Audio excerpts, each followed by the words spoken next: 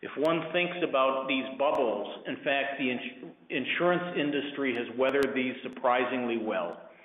And I think that gets to the regulation, it gets to the diversification within the insurance portfolios, and it gets to the point that assets are being held for longer periods of time, and therefore the liquidity issues that may have driven some of the problems in the banking segment did not have a broad infection within the insurance industry. Thank you. So I guess at this time, operator, if there are any questions, we would be happy to take those. Great, thank you. And ladies and gentlemen, if you do wish to ask a question, again, please press the star followed by the 1 on your touch-tone phone. You'll hear a tone indicating you've been placed in queue, and you can remove yourself from queue by pressing the pound key. If you are using a speakerphone, you may need to pick up your handset before pressing the star, then 1. So again, if you have a question, please press star, then 1 at this time on your phone. Okay. And this is Bob Hartwig again. I do have one question over the Internet, a question about the agent market share vis-a-vis direct. And I believe that's a reference to a particular slide that I had. What the slide does show, broken down by personal and commercial lines, is basically the independent agency market share versus direct, which in this definition includes exclusive agents, in other words, those agents who work exclusively for a particular company, as well as, say, Internet-type channels. If you were to take another step and break this down, would you find that there has been net share removed from agents, no matter what type of agents we're talking about, to pure direct channels? The answer to that would be yes. But the point here was to illustrate that the purported megatrend of a decade ago, basically that agents of any sort would effectively disappear, has turned out to be probably one of the most inaccurate predictions of the past decade, and I dare say could turn out to be equally hazardous if made again today. Great, and we are showing a couple of questions on the phone side. First question comes from the line of Peter Van Artryk with Independent Magazine. Please go ahead. Yeah, hi guys. Peter Van Artryk, independent agent. On that slide, I asked that question, Bob. It seems to me that the latest figures I saw on the commercial side, if you include independent agent and captive agent, a classic State Farm agent, it's actually closer to 99% written by an agent, 1% with a direct response. So I just wanted to clarify that. On the personal line side, independent agents have about 34%, and direct response would have about 7%, and the rest written by the exclusive agent companies.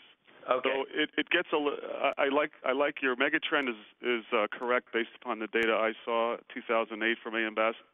And I just wanted to clarify it based upon how you set the bar chart up.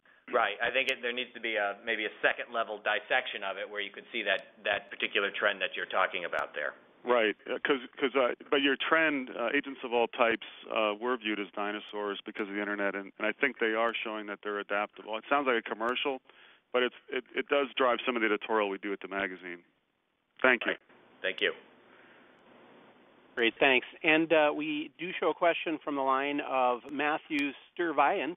Pardon me if I'm mispronouncing your last name, sir, but that's with the Hartford Courant. Please go ahead. Yeah, this is a question for Bob. You talk about demographics with respect to age, but we know that there are going to be some major demographic shifts with regard to ethnicity, and certainly there's been talk of that in the Southwest, but I wonder what that will do on a national scale, the changing demographics. Yes, that's an excellent question. You're right. We're all preoccupied with baby boomers, but the reality is as we look ahead to the next generation, the post-baby boom generation, it's one that includes an enormous proportion of individuals who we previously called minorities, who in fact in many areas are becoming majority. And so there are enormous differences. Not only is this group younger, of course, than the baby boomer generation, but we're talking about a variety of different languages, a variety of different cultures, a variety of different educational backgrounds, obviously ability to communicate in English. What I can tell you is that many insurers have a variety of initiatives underway to be able to communicate with these audiences. This includes not only advertising through a multiplicity of languages. It includes having agents who can speak many languages, who come from the neighborhoods where these languages are spoken, who understand the cultural norms. And the very notion of purchasing insurance is quite frankly unknown in many parts of the world from where many of these immigrants come. I showed you earlier a chart that showed that very little of the insured losses come from places like Africa and parts of Asia, even though they suffer many of the worst natural disasters. Well, purchasing insurance is not something that has historically been part of these cultures or these economies. So it is something that is in fact learned. And so what we are seeing is, I think, a concerted effort on part of the insurance industry to reach out to each and every one of these audiences and to make sure that they are able to effectively not only market to them, but to address their insurance needs. And I don't know if, Jay, if you wanted to add on to that at all. No, I have nothing to add. I would concur with your assessment. Okay, thank you. Yeah, if there's another question, operator? Yes, we do have another question. It comes from the line of Monica Brecka with Ann Brokerage Group. Please go ahead. Hi, thanks for taking my question. My question is whether you see any mega trends as regards casualty insurance. My understanding of, in terms of claims, my understanding, at least in the recent past, is that there is a trend towards severity, as opposed to frequency. Maybe as a result of tort reform, but that remains to be seen. I can start off with that. The casualty claims tend to be, they run in a cyclical manner. We did have an increase in both frequency and severity in the late 1990s into the early part of the previous decade. We had seen similar cycles in the mid-'80s and also even in the 1970s. Sometimes we have referred to these historically as tort crises.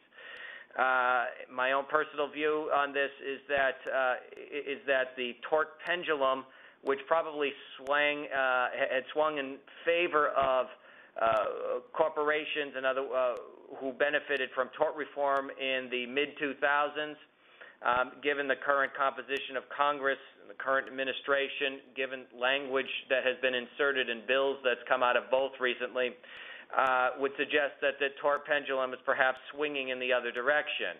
It's a little too early to say whether or not this is purely a severity trend or if it is also going to be a frequency trend.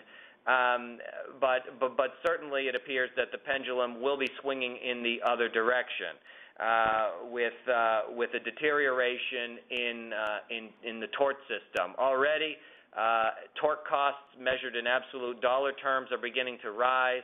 They're beginning to rise also as a share of GDP. So that is certainly a concern here in the U.S. And in Europe, there's always a grave concern that the U.S. tort system will somehow manage to leap across the Atlantic and be mimicked in court systems and by trial lawyers abroad. Yeah, I would comment that I think that's correct. I think there is some concern that the Anglo-Saxon systems come to Europe in one format or another, but my sense is that will be probably slower as opposed to faster. But also on our radar is the concern of claims inflation. And this ties in a little bit with the new normal sort of scenario which has been described by PIMCO, and there's a concern both for inflation and potentially for deflation, and so we don't necessarily know what will be the impact of all the fiscal spending, but we have concerns on both sides of the spectrum, and that's a basis therefore for making sure that the investment portfolios are well diversified.